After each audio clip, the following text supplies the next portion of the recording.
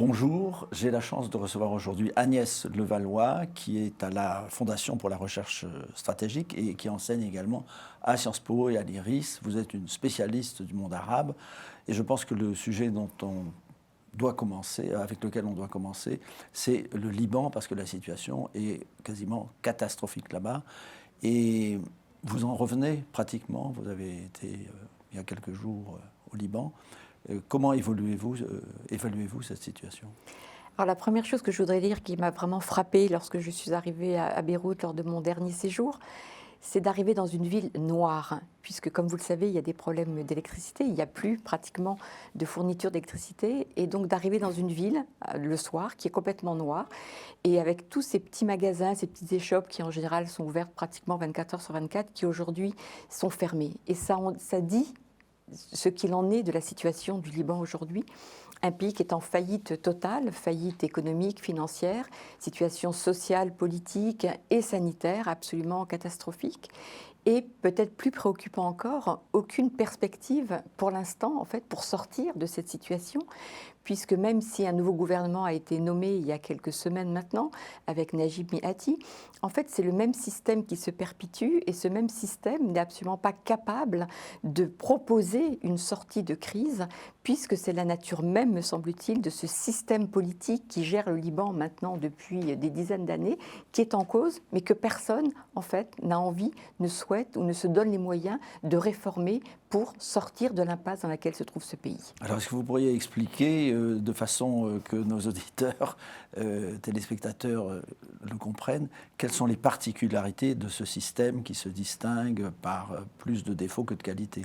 Alors, ce qu'il faut bien comprendre, c'est que le système politique au Liban est tout à fait particulier puisqu'il repose sur une répartition des pouvoirs entre les différentes communautés, puisque la particularité du Liban est d'être un pays qui accueille 17, 18 communautés différentes. Et le système politique qui a été mis en place, qui visait à l'origine à protéger les différentes communautés pour éviter qu'une communauté ou une confession se sente malmenée par rapport aux autres, le système politique mis en place est réparti de la sorte. Le président de la République doit être un chrétien maronite, le président du Parlement doit être un musulman chiite et le Premier ministre doit être un musulman sunnite. Et à partir de là, tous les postes au sein de l'administration sont répartis en fonction de ses appartenances confessionnelles ou communautaires et ce qui implique obligatoirement finalement qu'il y ait toujours un accord entre les plus grandes communautés pour prendre la moindre décision. Et ce qui bloque aujourd'hui, c'est qu'il n'y a plus d'accord possible entre ces différentes communautés. Donc là, j'ai parlé des trois plus grandes, mais il y a également les Druzes, représentés par Walid Jumblat, qui est aussi un vieux homme politique de ce Liban. Et donc, aujourd'hui, vous avez quelques hommes politiques, 5-6, qui sont en fait des chefs politiques, mais issus de la guerre civile qui a ravagé le pays entre 1975 et 1989, guerre qui s'est terminée par ce qu'on a appelé les accords de Taïf, des accords qui ont été signés sous les auspices de l'Arabie saoudite, et qui ont maintenu ce système de répartition du pouvoir entre les communautés. L'effet pervers de ce système, c'est que donc aucune décision importante ne peut être prise en dehors d'un accord entre ces différentes communautés, parce que chacune, sinon, a peur d'être malmenée par rapport aux autres. Ce système a très bien fonctionné tant qu'il y a eu beaucoup d'argent qui est arrivé au Liban, et chacun prenant une partie de cet argent qui arrivait dans les caisses de l'État, le répartissait auprès de sa communauté. Et donc, il y avait un équilibre de fait qui était en place entre ces chefs politiques qui prenaient une partie de cet argent qui arrivait, qui ne le gardait pas que pour lui, qui en prenait une bonne partie, mais qui répartissait au sein de sa communauté. Et pourquoi cet argent n'arrive plus ? Alors, le système s'est bloqué, parce que d'abord, il y a eu une crise internationale, donc moins de remises de Libanais de l'étranger au Liban. Et le système qui a été mis en place était un système aussi avec des taux d'intérêt entre 15 et 20% qui étaient accordés lorsque vous mettiez votre argent dans les banques. Donc beaucoup d'argent est venu de l'extérieur pour profiter de ces taux d'intérêt. Mais avec la crise internationale, il y a moins d'argent qui est venu. Et donc tout ce système s'est grippé jusqu'à finalement se bloquer avec en plus une crise politique qui s'est rajoutée à ce système, c'est que les pays du Golfe jusque-là, l'Arabie saoudite, les Émirats, Koweït, finançaient largement le premier ministre libanais sunnite pour défendre les intérêts de la communauté sunnite, mais avec la montée en puissance du Hezbollah, qui est le parti chiite libanais soutenu, lui, par l'Iran, il y a une crise de confiance entre l'Arabie saoudite en particulier et le Premier ministre de l'époque, Saad Hariri, dont le père a été assassiné et qui avait fait sa fortune en Arabie saoudite, donc il y avait des liens privilégiés avec l'Arabie saoudite. Et l'Arabie a considéré que le fils ne défendait plus aussi bien les intérêts de l'Arabie saoudite en laissant une certaine marge de manœuvre au parti Hezbollah chiite soutenu par l'Iran. Et donc à partir de là, il n'y avait plus de raison de soutenir le Premier ministre puisqu'il ne remplissait pas, si je puis dire, la part du contrat tacite qui existait entre la communauté sunnite libanaise incarnée par la famille Hariri et l'Arabie saoudite. Et donc tout ça a fait que le système s'est complètement grippé. Alors les Libanais attendent beaucoup de négociations qui sont en cours ou qui vont commencer avec le FMI pour avoir à nouveau de l'argent et qu'ils pensent que ça améliorera en tout cas l'ordinaire. Où en sont ces négociations? Alors ce qu'il faut bien comprendre aussi, c'est que le système s'est aussi grippé parce que l'aide internationale a été moins importante ces derniers temps, puisque l'aide internationale qui pendant longtemps est venue dans le pays sans aucune condition politique et de réforme, c'est-à-dire qu'on versait de l'argent estimant qu'il était important de garder la stabilité du Liban. C'était la grande phrase qui était de dire dans un Moyen-Orient instable, le Liban est un espèce de havre de paix qu'il faut maintenir à tout prix. Sauf qu'au bout d'un certain temps, la communauté internationale qui a injecté des dizaines de milliards dans un tout petit pays s'est rendu compte que en fait, l'argent disparaissait et ne permettait pas de mettre en place les réformes et surtout de mettre en place des infrastructures permettant au pays de vivre. Donc, il y a eu arrêt de cette aide internationale, ce qui a participé à la faillite.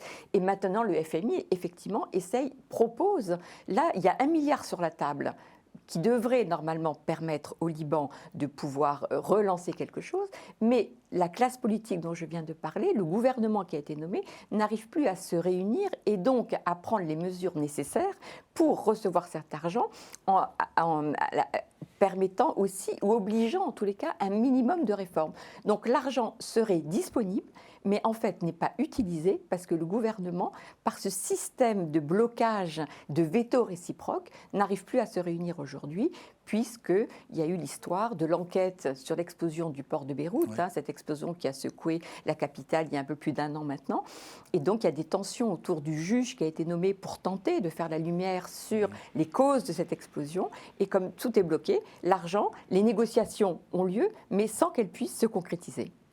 Emmanuel Macron était allé là-bas et avait tapé du poing sur la table en disant qu'il faut réformer, mais ça n'a pas changé grand-chose. Non, ça n'a rien fait. Le premier voyage du président Macron était important puisque le premier voyage au lendemain de l'explosion était un signe de solidarité avec la population libanaise traumatisée à juste titre par ce qui s'était passé. Mais en fait, il a cru qu'il pouvait inciter cette classe politique à évoluer vers de meilleures pratiques. Or, on s'aperçoit que cette classe politique n'a aucune envie de changer quoi que ce soit puisqu'elle a ses propres intérêts, qu'elle ne veut surtout pas changer. La seule évolution qui pourrait peut-être permettre, qu'on pourrait peut-être imaginer, c'est que s'il n'y a vraiment plus du tout d'argent qui rentre, ces chefs politiques n'ont plus aucun intérêt à rester là où ils sont. S'il n'y a plus d'argent pour les alimenter et alimenter leur communauté, et peut-être accepteraient-ils de se mettre de côté et permettre à d'autres forces d'évoluer en demandant finalement un État laïque qui permettrait de sortir de ce jeu assez pervers d'équilibre entre les différentes communautés. Y a-t-il un risque de guerre civile? On en parle, mais est-ce que c'est vraiment une possibilité? On en parle beaucoup à Beyrouth ces dernières semaines après les incidents qui ont lieu dans un des quartiers de Beyrouth. Je crois que les chefs politiques actuels, ceux qui sont donc issus de la guerre civile dont je viens de parler, eux, ont tout à fait conscience du danger et n'en veulent absolument pas. Donc ils jouent avec le feu par moments en laissant faire certains incidents pour montrer qu'ils sont là, qu'ils sont encore forts et qu'ils ont encore une maîtrise sur ce qu'il se passe. Mais à mon avis, ils s'arrêteront avant puisqu'ils savent très bien quels sont les dangers et que là, ils auraient tout à perdre. Là où c'est beaucoup plus inquiétant, c'est que la jeune génération qui, elle, n'a pas connu cette guerre civile et dont les parents ont beaucoup de mal à parler, puisque ça a été un traumatisme considérable, et donc il y a une partie des jeunes qui ne mesurent pas l'ampleur de ce qu'a représenté cette guerre civile et les conséquences de cette guerre civile, et qui, eux, face à un désespoir total, une absence totale de perspective, peuvent être tentés, eux, par la violence. Et donc ça, là, la situation est préoccupante, même si, je le répète, je crois que les chefs communautaires et politiques en place aujourd'hui feront tout pour éviter la guerre. Et le Hezbollah, qui est quand même un morceau important dans la politique locale libanaise, qui est donc dominé, enfin conduit par l'Iran. Quel est son intérêt dans cette affaire? Est-ce qu'il serait prêt à accepter des réformes dans le fonctionnement de l'État? Est-ce que l'intérêt du Hezbollah, c'est de rester dans la situation actuelle ou de permettre un changement? Pour l'instant, c'est de rester dans la situation actuelle parce que chacun veut rester dans cette situation. C'est-à-dire qu'il n'y a pas de consensus pour l'instant entre les différentes communautés pour faire évoluer le système. En fait, ils se tiennent tous et c'est ça qu'il faut absolument comprendre pour tenter d'expliquer la situation actuelle. S'il y en a un qui bouge, il peut donner le sentiment qu'il va perdre une partie. Donc, il faudrait vraiment que ces 6 chefs communautaires se mettent autour de la table pour se dire, bon, on est aujourd'hui dans une impasse, on n'a plus d'argent, on n'a plus rien, maintenant, qu'est-ce qu'on fait? Sauf que ça, c'est une décision politique extrêmement difficile à prendre et je ne suis pas sûre que ces chefs-là aient le logiciel nécessaire. Ils vivent beaucoup plus sur leurs acquis et sur tous les pratiques, finalement, dont ils ont l'habitude pour envisager autre chose. Et donc, c'est seule une mobilisation de la société, comme le mouvement de contestation qui avait commencé en octobre 2019, qui pourrait peut-être impulser autre chose avec des forces de l'opposition qui s'organisent actuellement pour dire, en fait, et en reprenant le slogan d'octobre 2019, nous sommes Libanais. Qu'est-ce que ça voulait dire, ce slogan, nous sommes Libanais? Ça voulait dire, nous voulons sortir de ces assignations confessionnelles et communautaires pour appartenir à un État qui va nous protéger et non pas de devoir demander la protection à notre chef communautaire, qui est un système finalement extrêmement féodal, mais qui ne fonctionne plus. Donc, est-ce que ces 6 hommes politiques peuvent accepter d'aller vers un État laïque où il ne serait plus question d'appartenance communautaire et confessionnelle, mais simplement une citoyenneté? Et la revendication des jeunes, c'est cette revendication de citoyenneté libanaise. Mais le Hezbollah, comme les autres forces politiques, pour l'instant, sont assez loin de cette réflexion, puisque ça bouleverse radicalement, finalement, leur cadre de pensée et leur stratégie et leur manière de faire de la politique depuis maintenant des années. Et le voyage du président Macron, 3-4 décembre, Qatar, Émirats, Arabie Saoudite, c'est marqué aussi par l'agenda, par la question libanaise. Je pense que c'est un des éléments en fait, du déplacement du président de la République, puisque l'Arabie Saoudite a coupé toute importation de marchandises venant du Liban très récemment. Oui, c'est pour faire pression sur le Liban. Pour faire pression sur le Liban, et ce qui met encore plus à mal l'économie libanaise, qui est déjà complètement par terre. Et donc le peu qui était exporté et qui permettait d'avoir quelques devises en dollars, eh bien, ça s'est asséché. Donc ça met évidemment le Liban, enfin la population libanaise avant tout, dans une situation encore plus catastrophique. Donc effectivement, l'idée du président Macron, sûrement, c'est aussi de dire à l'Arabie Saoudite et aux Émirats, vous ne pouvez pas complètement arrêter ces relations. On sait qu'il y a aussi beaucoup de visas qui étaient accordés à des Libanais qui ne sont plus attribués. Donc c'est des ressources aussi, des remises des Libanais de l'extérieur vers le Liban qui sont aussi asséchées, et donc qui fait qu'aujourd'hui, vous avez plus de la moitié de la population libanaise qui vit en dessous du seuil de pauvreté, ce qui paraît incroyable pour un pays qui a toujours été considéré comme un pays avec quand même assez riche par rapport à d'autres pays de la région. Aujourd'hui, il y a un état de pauvreté à Beyrouth, à Tripoli, qui est la 2e grande ville du pays au nord, absolument catastrophique. C'est vraiment une situation désespérante que vous décrivez. Oui, et désespérante, d'autant plus qu'on ne voit pas de ressort se mettre en place de la part des autorités pour tenter, face à ce blocage, de faire quelque chose. Le seul espoir vient des forces d'opposition qui tentent de s'organiser, mais avec des difficultés parce qu'elles n'ont pas été habituées à cela. Et donc, c'est vrai que c'est une relève, mais qui se met en place, mais avec beaucoup de difficultés, parce qu'il faut le temps de pouvoir présenter une alternative. Et ça ne se fait pas du jour au lendemain, avec une autre, alors je vais peut-être continuer à aller dans un sens négatif, ou en tous les cas préoccupant, c'est que la principale force aujourd'hui du Liban, mais qui est une énorme faiblesse, c'est que le Liban exporte tous ses cadres, toute sa matière grise, aujourd'hui est partie. Le seul rêve des Libanais aujourd'hui, c'est de partir. Et donc tous les jeunes qui étaient formés, parce qu'il y avait un système éducatif de qualité, privé, mais de qualité, tous ces jeunes sont partis. Et pour caricaturer, je dirais que restent au Liban aujourd'hui les vieux et les pauvres. Et donc, c'est aussi préoccupant pour la suite, pour l'avenir de ce pays, parce que est-ce que ces jeunes qui sont partis reviendront? Rien n'est moins sûr. Et quelle est la position d'Israël dans cette affaire? Ils sont en attente de quelque chose ou ils n'ont qu'à surveiller la frontière, c'est tout? Alors, ils sont très attentifs au développement du Hezbollah, puisque c'est ça la préoccupation majeure d'Israël, c'est de Ouais. limiter les capacités de nuisance que représente le Hezbollah par rapport à Israël. Donc, les Israéliens regardent ça de très près, regardent surtout aujourd'hui l'implication iranienne en Syrie, parce que c'est un soutien au Hezbollah au Liban. Donc, la préoccupation d'Israël, c'est de détruire toutes les bases militaires iraniennes qui se sont développées à la faveur de la guerre civile syrienne, pour éviter que cette présence iranienne en Syrie ne donne un soutien important au Hezbollah au Liban et puisse représenter à terme un danger pour l'État d'Israël. Donc la priorité d'Israël, c'est vraiment de surveiller et de faire en sorte qu'il n'y ait pas de déploiement plus important de l'influence iranienne au Liban, mais aussi à travers ce qui se passe en Syrie. Cet Orient est décidément très compliqué. Et vous venez d'un voyage, vous venez de terminer un voyage en Irak. Quels en sont les enseignements que vous tirez de ce que vous avez vu là-bas et des conversations que vous avez eues, en particulier à Erbil? Alors, ce qui est intéressant en Irak aujourd'hui, c'est qu'on voit un pays qui essaye de remonter, si je puis dire, de se sortir de l'état de tension dans lequel il était, de la guerre, mais avec des défis majeurs qui se posent. Mais qui a des ressources. Qui a des ressources, absolument, des ressources considérables. Heureusement que l'Irak a du pétrole, mais du coup, il y a des tensions entre le gouvernement central de Bagdad et la province, le gouvernement autonome du Kurdistan au nord du pays, sur la répartition justement de cette manne pétrolière, puisqu'il y a ce qu'on appelle des territoires disputés, qui sont donc disputés entre le gouvernement de Bagdad central et le gouvernement autonome kurde au nord de l'Irak. Donc, il y a des tensions autour de cette répartition, de ce pourcentage qui doit être attribué aux uns aux autres pour se développer.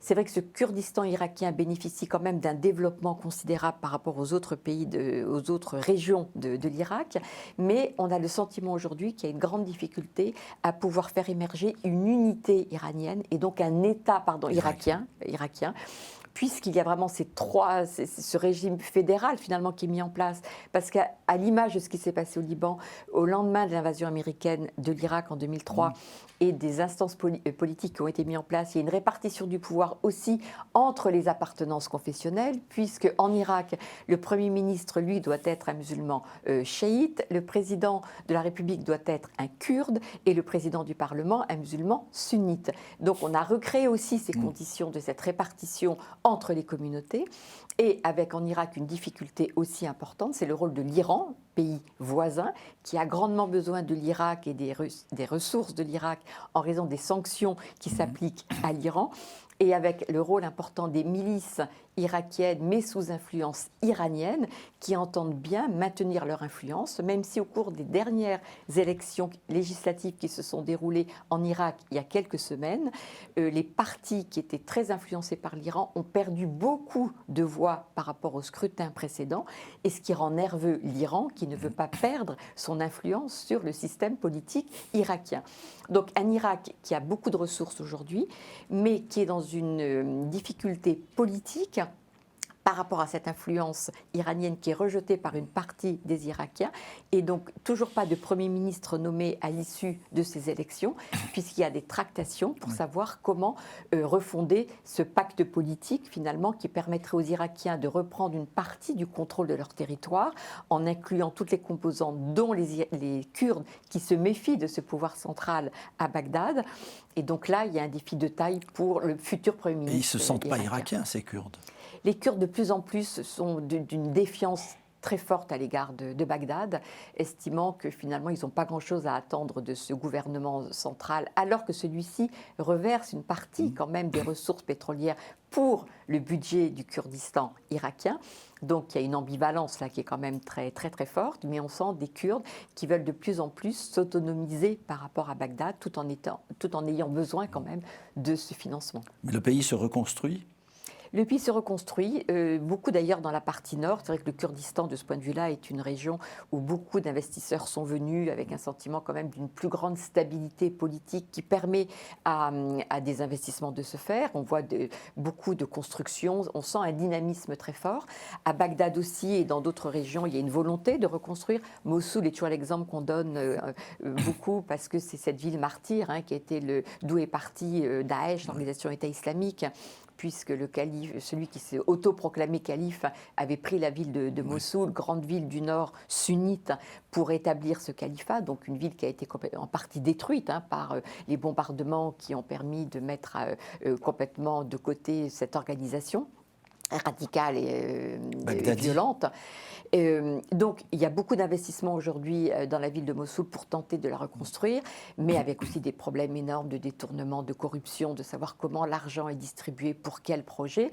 Donc, on est dans un État qui, là aussi, n'est pas encore suffisamment solide pour mettre en place des infrastructures politiques permettant de gérer correctement cette manne financière qui existe et qui vient de l'extérieur, puisque beaucoup de pays veulent aider à la reconstruction, en particulier de Mossoul, pour l'effet aussi emblématique que ça représente, mais beaucoup de questions sur comment distribuer cet argent et comment être sûr que l'argent arrive pour des projets et non pas dans la poche de certains hommes politiques, comme ça a été souvent le cas.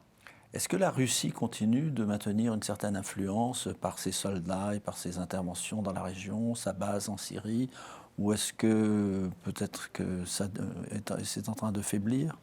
Non, la Russie est toujours présente et très présente. La Russie a un gros avantage aujourd'hui au Moyen-Orient, c'est que c'est le seul pays qui peut parler absolument à l'ensemble des acteurs. Et ça, c'est quand même une caractéristique très forte, c'est-à-dire que la Russie parle aussi bien à la Syrie qu'à Israël, qu'à l'Arabie saoudite, qu'à l'Iran, qu'à l'Irak. Et donc, ça lui donne une position quand même importante. Simplement, la Russie ne sait pas très bien quoi faire de tout ça. Elle veut rester présente auprès de ses alliés pour bien montrer à ses alliés qu'à la différence des Américains, elle est un partenaire fiable et solide. Et l'engagement russe auprès de la Syrie, jusqu'à aujourd'hui auprès de Bachar el-Assad, veut être la démonstration de cet engagement, même si les Russes, par moments, en ont assez de Bachar el-Assad, estimant que celui-ci n'écoute rien des conseils qui peuvent être donnés pour justement construire une alternative politique pour sortir de la guerre. Mais la Russie tient à montrer qu'à la différence des Américains qui ont pu lâcher leurs alliés au moment des révolutions arabes en 2011, qui ont lâché Moubarak, qui était en Égypte, qui était leur allié historique, qui ont pu lâcher Ben Ali, la Tunisie étant aussi un allié moindre, mais un allié quand même. La Russie, elle, veut absolument montrer cela. Du coup, renforce aussi les relations avec l'Arabie saoudite pour dire aux Saoudiens, voyez bien, vous avez complètement mis toute une relation privilégiée avec les Américains, mais vous ne savez pas si les Américains ne vous lâcheront pas un jour ou l'autre quand ils n'auront plus besoin de vous. Donc, regardez de notre côté. Et donc, ça donne une force à la Russie, mais avec quand même une absence de moyens suffisants pour après véritablement influer sur des négociations politiques. Et on le voit très bien en Syrie. La Russie est la grande vainqueur, elle a gagné.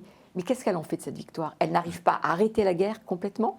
Il y a les combats continuent, il n'y a pas de stabilisation, le pouvoir n'arrive pas à contrôler l'ensemble du territoire, et la Russie il n'y a pas de reconstruction possible. Il n'y a pas de reconstruction parce qu'il n'y a pas de stabilité suffisante pour permettre. Et qui va les payer ? Ce n'est pas les Russes qui vont payer la reconstruction, ce n'est pas les pays européens aujourd'hui qui estiment que tant que Bachar el-Assad est là, après avoir détruit son pays et tué plus de 500 000 personnes, il n'est pas question de lui donner de l'argent pour reconstruire son pays.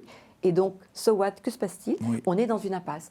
Donc la Russie, oui, est un partenaire, montre qu'elle est un partenaire fiable, et en même temps, on s'aperçoit aujourd'hui des limites de cet engagement et de sa capacité à faire quelque chose. Oui, c'est une victoire à la Pyrrhus, là, pour les Russes. Un peu. Mais ça permet quand même de dire on est là, et à travers les fameuses compagnies Wagner, de montrer qu'elle a quand même une capacité de nuisance, à être présente sur le terrain. On le voit en Libye, où là quand même on voit que la Russie est quand même présente. Mais effectivement, à se poser des questions sur jusqu'à quand la Russie peut continuer à être sur ces terrains si elle n'arrive pas à transformer cette présence militaire à un moment en une aide à un règlement politique.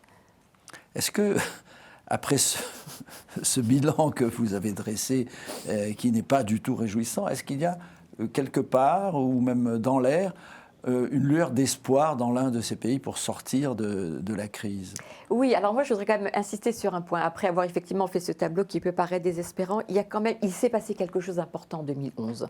En 2011, les populations sont descendues dans la rue pour dire qu'elles rejetaient l'autoritarisme qui régnait dans la majorité de ces pays depuis des dizaines d'années.